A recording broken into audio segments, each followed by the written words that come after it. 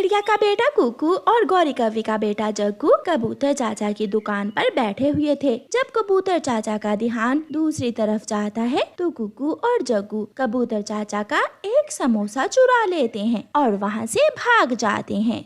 मम्मा मम्मा देखें, मैं आपके लिए क्या लाया हूँ। समोसा? मगर कुकू बेटा, ये आप कैसे लाए हो? आपके पास तो पैसे नहीं थे। वो ये समोसा मुझे मेरे दोस्त जग्गू ने दिया है। उसकी मम्मा ने बनाए थे घर पर समोसे। मैं अभी जग्गू की मम्मा से पूछ कर आती हूँ। नहीं नहीं मम्मा, मैं तो मजाक कर रहा था। ये समोसा मुझे रास्ते से पैसे मिले थे। मैंने उन पैसों से आपके लिए समोसा ले लिया। कुकू बेटा सच सच बताओ, वरना मैं ये समोसा नहीं खाऊंगी। मैंने और जग्गू ने कबूतर चाचा की दुकान से चुराए थे ये समोसे।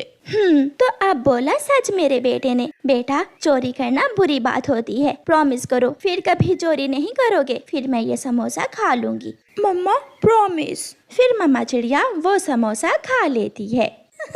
जग्गू बेटा, ये समोसा तो बहुत स्वादिष्ट है। मम्मा जब कबूतर चाचा का ध्यान दूसरी तरफ गया तो मैंने चुरा लिया था ये समोसा। जग्गू बेटा, क्या था अगर 2 चुरा लेते? मम्मा 2 ही चुराए थे, एक कुकू ले गया। जग्गू बेटा, अगर चोरी करना तो चोरी की चीज दूसरों को ना देना। मेहनत से की हुई चोरी की चीज अपनी मम्मा के लिए ही लेकर आना। ठीक है मम्मा। गौरी कव्वी अपने बेटे को चोरी करने पर मना करने की बजाय और भी हौसला बढ़ाती है। मम्मा, मैं अपने दोस्तों से खेलने जा रहा हूँ। याद है ना बेटा कि चोरी नहीं करनी? हाँ मम्मा, याद है। कुकू अपने घर से निकलता है। जग्गू भी आ जाता है। कुकू चल, आज तोते मिठू के बाग से आम चुराने जाते हैं। यार जग्गू, मैंने अपनी मम्मा से वादा किया है कि अब कभी मैं चोरी नहीं करूँगा। कौन सा वादा? चल तू, हम कौन सा मम्मा को जाकर बताएंगे। मगर मेरी मम्मा मुझसे पूछती हैं और मना करती हैं चोरी करने से। माफ करना दोस्त, मैं अब तुम्हारे साथ चोरी करने नहीं जा सकता। कुकू वहाँ से चला जाता है और जग्गू अकेला ही मिट्ठू तोते के बाग से आम चोरी करने निकल जाता है। जग्गू बाग में जाकर जी भरकर आम खाता है। वहाँ कोई भी ना था और 2 आम अपनी मम्मा के लिए लेकर घर वापस जाता है। मम्मा देखें, आज आपका बेटा आपके लिए आमों की चोरी करके लाया है। अब तो मेरा बेटा कामयाब चोर बनने ही वाला है। मिठाइयाँ, फल, सब्जियाँ और दाना सब चोरी करेगा मेरा शेर जग्गू। दोनों माँ बेटा आम खा लेते हैं।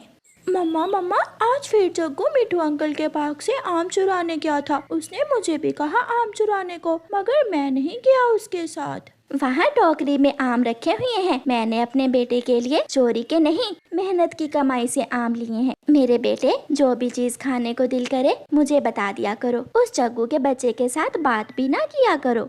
ऐसे ही जग्गू का हौसला बहुत बढ़ जाता है। वो तो चोरी करना अब बहुत आसान समझता था। रोज की तरह आज फिर जग्गू कबूतर चाचा की दुकान पर बैठा हुआ था। जग्गू जैसे ही कबूतर चाचा की जलेबी चुराने लगता है, कबूतर चाचा उसे देख लेता है। चोर। कबूतर शोर मचाता है और जग्गू को पकड़ लेता है। अब तेरी माँ आकर तुझे बचाएगी। कबूतर जग्गू के 2 थप्पड़ लगाता है। बुलबुल, जाओ इसकी माँ को बुला कर लाओ।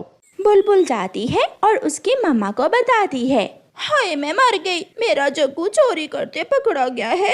जंगल के सारे पक्षी इकट्ठे हो जाते हैं। कबूतर भैया, बच्चा है, माफ कर दो। अंकल जलेबी मैं अपनी मम्मा के लिए चुरा रहा था। मम्मा ने कहा था जलेबी चुराने का। गौरी, अगर बच्चे को चोरियां करना सिखाओगी तो ऐसा तो होगा ही। सबके सामने गौरी और उसके बेटे की बेइज्जती होती है और फिर कबूतर बच्चा जानकर जग्गू को छोड़ देता है और वो दोनों माँ बेटा सबसे नजरें चुराकर घर चले जाते हैं। मम्मा, क्या इस जंगल में कोई फल नहीं है? आप हर रोज सूखा दाना ही क्यों लाती हैं? गुड़िया बेटी, अभी मौसम बदल रहा है। जब गर्मी आएगी तो हमारे जंगल में फल भी आ जाएंगे। मम्मा, सूखा दाना खा खा कर मैं तंग आ गई। ऐसे ही छोटा मिठू अपनी मम्मा से कहता है।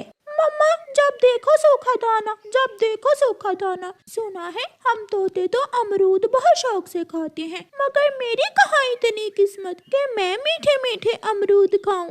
जग्गू कव्वे का भी अपनी मम्मा से यही शिकवा था। फिर वो सब दोस्त नदी पर बैठे हुए थे जब जग्गू गुड़िया और छोटे मिट्ठू से कहता है, आज हम पहाड़ों की दूसरी तरफ जाकर देखते हैं, शायद वहाँ कोई फल हो और हमारे मम्मा पापा उन फलों के बारे में ना जानते हों। अगर वहाँ फल मिल गए तो हम अपने मम्मा पापा को सरप्राइज देंगे।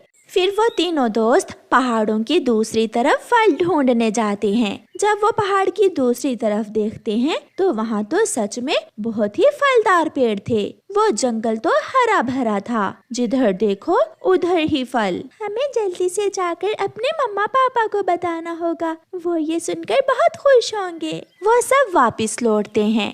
मम्मा, सच सच मम्मा, वहाँ बहुत फल हैं। फिर आप हमारे लिए फल क्यों नहीं लाती? गुड़िया बेटी, आइंदा से गलती से भी उस दिशा में न जाना। वो इलाका माही झील का है, इसलिए हम बड़े पक्षी कभी भी उस दिशा में नहीं जाते। ये सुनकर गुड़िया खामोश हो जाती है। दूसरे दिन वो सारे दोस्त फिर से इकट्ठे होते हैं। हमें किसी भी तरह उस जालिम चील को मारना होगा या फिर उसे जंगल से भगाना होगा। जो काम हमारे बड़े ना कर सके वो हम छोटे पक्षी कैसे कर सकते हैं? अगर हम योजना बनाएं और बुद्धि से काम लें तो हम उस चील का मुकाबला कर सकते हैं। जग्गू, तुम्हारी गुलेल कहाँ है? वो तो घर में है। जाओ जल्दी से अपनी गुलेल लेकर आओ और आज हम उस चील को देखेंगे कि वो कैसे हमें फल नहीं खाने देती। फिर जग्गू कौवा अपने घर से अपनी गुलेल लेता है। जग्गू बेटा, गुलेल लेकर कहाँ जा रहे हो? किसी छोटे पक्षी से कोई शरारत ना करना। नहीं मम्मा, मैं तो अपने दोस्तों से खेलने जा रहा हूँ। वो सब पहाड़ों की दूसरी तरफ पहुँच जाते हैं। पहले मैं सामने जाऊंगी और तुम दोनों यहाँ छुपकर मुझ पर नजर रखोगे और फिर बाकी का काम प्लान के मुताबिक करना है। गुड़िया एक फल वाले पेड़ पर बैठकर फल खाने लगती है। सूखे पेड़ पर अपने घोंसले में बैठी हुई चील गुड़िया को देख लेती है।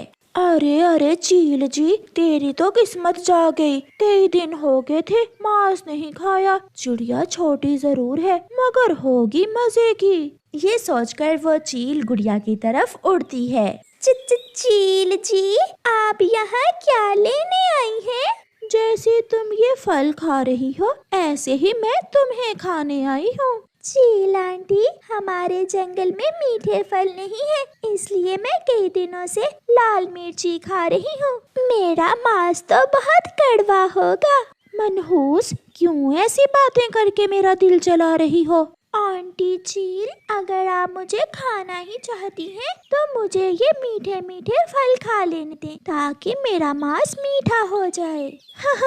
आइडिया तो ठीक है, तुम ये मीठे फल खा लो और हाँ, कोई चालाकी न करना, तब तक मैं थोड़ा सो लेती हूँ। फिर गुड़िया फल खाने लगती है और चील वहाँ डाल पर बैठकर सो जाती है। गुड़िया अपने दोस्तों को संकेत देती है और सोई हुई चील को पेड़ से धक्का दे देती है।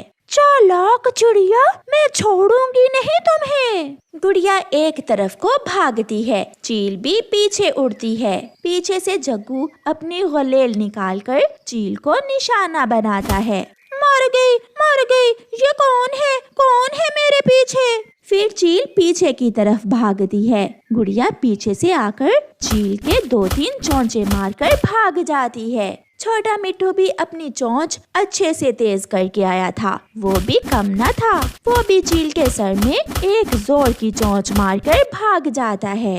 मर गई, भागो माही चील, अगर जान बचानी है तो भागो, वरना ये छोटे छोटे शैतान बच्चे मुझे जान से मार देंगे। फिर वो चील दुम दबाकर भाग जाती है और फिर जंगल के सब पक्षी वो मीठे फल खाते हैं। प्यारे दोस्तों, इस कहानी को लाइक, अपने दोस्तों के साथ शेयर और चैनल को सब्सक्राइब करना बिल्कुल मत भूलना। आपका धन्यवाद।